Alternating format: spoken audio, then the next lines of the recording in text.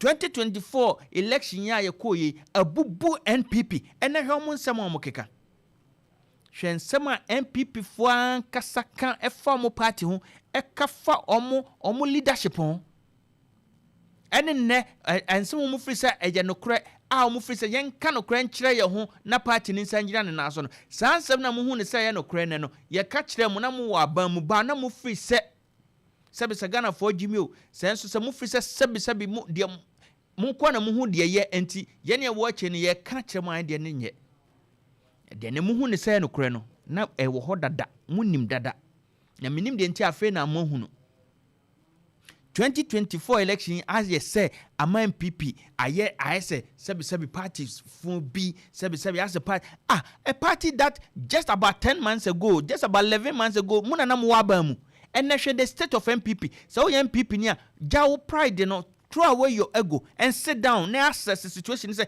how can this be say NPP a party that just about 11 months na mo abamu and as a party no ohun obi a kekanse hunu kire ne yonko as a party no akọ position be 8 years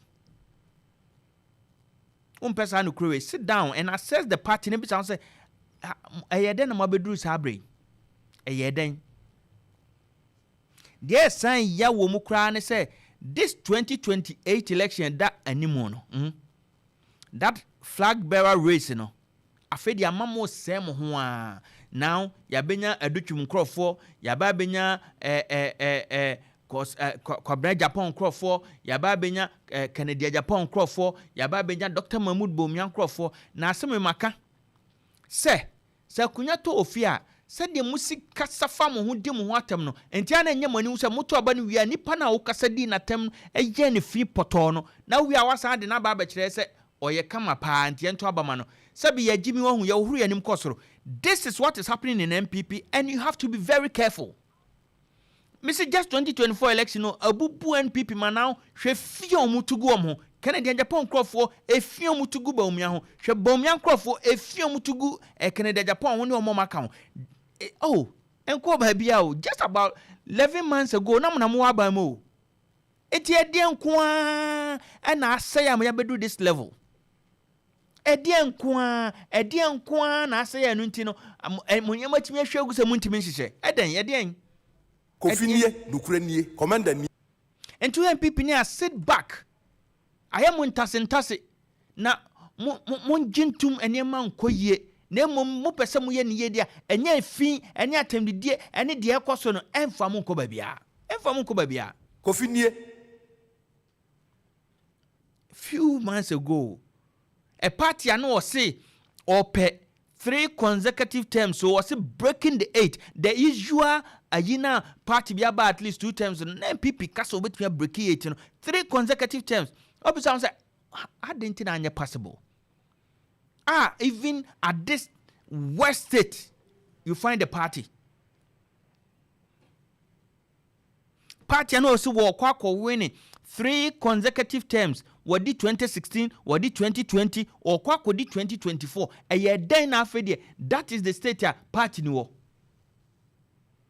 eye den wo bisa ho party ano see na achievement no eye unprecedented NPP may hu say aban mu omudi aba na ebi ma Ghana da nenti so hu bibi na wo ka kire na say wo na say we ni paboni ni pa anti na ma aden so obeka no kra kire NPP ebia na NPP edi ba o tiba yam tina aka no kra kire na we ye tamfo to obisa won say party ano so wo person win 3 consecutive terms because of free any achievement no unprecedented and the party no na aden you know NPP for you know we are Ghanaian you know what is going on in NPP throwing jabs of insults Canada Japan crofo enya bomiam a no mu de agu om so bomiam crofo nya Canada Japan fo no mu de agu om so asif sanye ya furukro mu ba enya NPP ana akwese wunhu panyini bia wo ma o tian kura se sebi nsemfuru na mudi no munjan obi antimi ntian obi awom and that is the state we find ourselves now as NPP na meka because we end this year don't be happy so much about this thing yes of course enjoy why it lasts but listen We need a stronger opposition to get the best from the government. And if that is so, me put up your best as NDC, then Ghanaians will continue to vote for you. As simple as that. Open Ukraine Mekacho. That is how it should be. Udiama MPP nyed yo mu yebia. Now so by what Juma ya. One the benefit is you, the NDC. Kofi nie, nukure nie, commander nie. Inti me bisa MPP for say. Mo be kaya be mfie menu ni o. MPP yi Dr. Mahmoud Bawumia. Mo be kaya eyemu enema Kennedy Japan Bawumia ne nanado memmo mu showdown. That time na mo presidential primaries yai. Enema Alankodwo Chematin etwe ne ho. That time na Boakye da ko be ka say Alan de watwe ne ho. Na emom ye ododo na wo party ni mu a o ma twe omo nso omo ntimi mbi o ma no enka na emom ada ebeto aba no na mo behunu ampa ada eto aba no mo hunu me sise na MPP penokre na ene omo party na na se na omo ka kire omo na wo ho pa aba na akoka wo ye tamfo na me bisa se party just about 11 months ago na mo aba mu eden ne de ne ma se ya se ase party na gija ase mo humu ho ano eda se bi nse mfuru na obi e keka kire no yonko ukoka wanyamane yonyamane san other party no you see that mistake na mo ye no ase obi a member of NPP chen obi wo kan no no na so ano woni MPP mu bibia enen mo ne handis me ma mo de munya abutre mo so mo de ho gaso enti Dr. Mahmoud Bawumia na modern ba say wo ye perfect wo ye hwan economic hwan no ene de ba ne san Enye udeni. ene de ye den na Dr. Mahmoud Bawumia no ene de no hu say mo na mo kase wa bon pa ba ye beto aba no na mo se wonimade pa onu pa na betumi abo oman bibia akufo ado ye bia na Dr. Mahmoud Bawumia enti na de ye den na sani pakura madam enti entro na mo twakire anasa nye sana na ete na mo pese mo fo so de kire Kofi nie, nukure nie, commander nie. MPP, Mrs. Abatam, just sit back. Accept it says Eli Enyemanyu. Enyemanye. Accept it. Now find the proper leadership. It's as if the party money leaders. MPP pa a party I know more pride yen near men and the una crown men away. A party I elite party. Enye MPP enye. Me see, me can no can be position and this one nay. I had to say, the perfect party. I had to say they have the support of Ghanaians. That's the majority. Ghanaians expected so much from them. Knowing say, Muna yejiwo mujidieno. Sa position we na and this one. This same position and NPP nyano 2017 January 7th, Abraham swear in and no. The expectation and the hope in NPP no, and this disregard for NDC.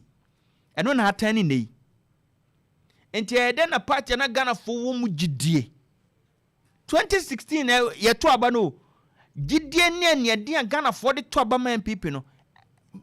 8 years down the line, asem enye party wo. What bisa ho sa? Because yem pese be kan no krana kire ho.